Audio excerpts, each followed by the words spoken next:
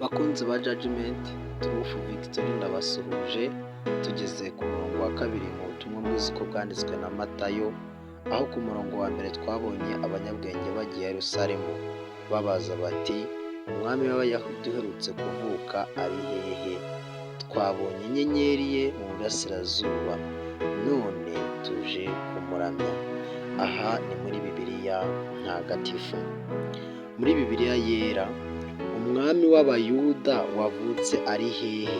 Ni igihe babazaga bati, umwami w'Abayuda wavutse ari hehe, ko twabonye inyenyeri ye turi burasirazuba, none tukaba tuje kumuramya.